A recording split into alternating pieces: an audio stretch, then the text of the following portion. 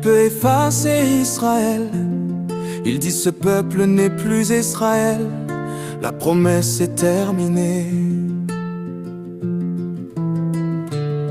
Il s'appuie sur les journaux du monde, sur des théories contestées, mais les hommes passent comme l'ombre.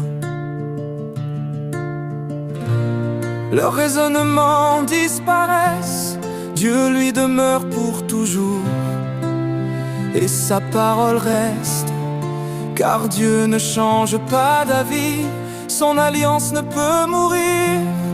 Les dons et l'appel de Dieu demeurent pour toujours. Qui peut effacer Israël quand Dieu lui-même lui a donné ce nom? De toutes les nations de la terre, il n'y en a qu'une seule qui eut l'honneur et le privilège d'être nommé par le Dieu vivant. Ce nom ne vient pas des rois, ni d'un décret des hommes. Il est venu du ciel lui-même. Israël né dans la victoire, le Dieu d'Abraham, d'Isaac et de Jacob, vit d'âge en âge.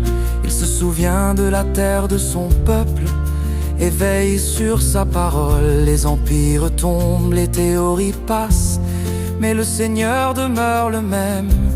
Ce qu'il a promis à Abraham brûle encore comme une flamme éternelle. Par la foi en Jésus-Christ, les nations entrent dans la promesse. Juifs et nations deviennent un dans la bénédiction d'Abraham. Mais l'Église n'a pas remplacé Israël. Ce n'était pas le plan de Dieu. Nous avons été greffés sur l'olivier par sa miséricorde. La racine porte encore les branches, l'alliance demeure. Nous partageons la bénédiction d'Israël, mais la promesse porte toujours son nom. Ni le diable ni les nations ne peuvent effacer ce que Dieu a déclaré, car le Seigneur a dit: je bâtirai mon église, et les portes du séjour des morts ne prévaudront point contre elle. Qui peut effacer Israël quand Dieu lui-même a choisi ce nom? Les royaumes passent comme l'ombre, mais son alliance demeure. Le Dieu d'Abraham, d'Isaac et de Jacob, qui vit depuis le commencement, règne encore aujourd'hui.